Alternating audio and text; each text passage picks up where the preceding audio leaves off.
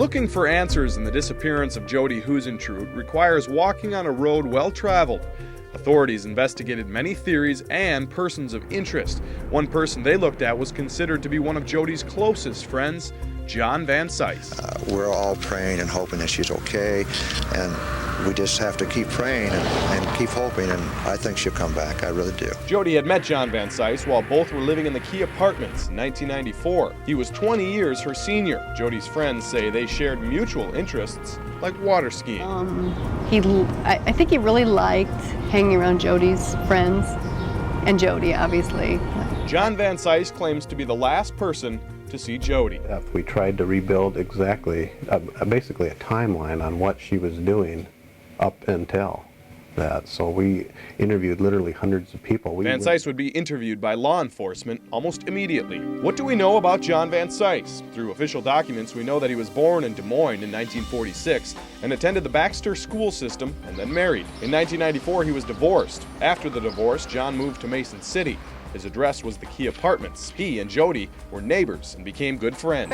I think she was spending more time with John than she was with really anyone. Jodi had confided with family members about her relationship with Vansice. She did kind of imply to my mom that she thought maybe he could be getting a little interested in her. And Jodi's sister told us she was uncomfortable while eating breakfast with Vansice and others the day after Jodi disappeared. And I said, didn't Jodi ever mention her dad, in visiting with you?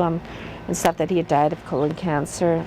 No, she never mentioned her dad to me at all. He just kind of pushed his chair back and he was real cold, very unfriendly at that point. Vansice had thrown a surprise birthday party for Jodi earlier in the month of June of 1995.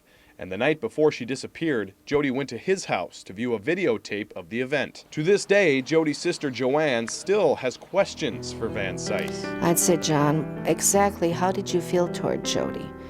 Was she just a friend, as you've kind of claimed in all the interviews? But I've heard otherwise, that you really wanted more of a relationship with her. I really want the truth. John had strong feelings for Jodi. I even named my boat after her because just because she's Jodi, and she's been such a big part of my life here lately, and she just makes me feel so good. But friend Tammy Baker remembers Jodi explaining it wasn't a serious relationship. I did ask her at one point if they were involved. And she said, absolutely not. 6 News First Investigates has tried repeatedly to contact Vansice for comment on this case, only to get a telephone recording from his home in Arizona. Your call has been forwarded to an automatic voice message system. John Vansice is not available. Authorities haven't heard from John Vansice in years. And since the disappearance, Vansice has repeatedly denied having anything to do with it. With the years passing by and John Vansice moving on with his life, authorities are left wondering. I'm hopeful that whoever did this will either get caught or come forward. Maybe they have a conscience.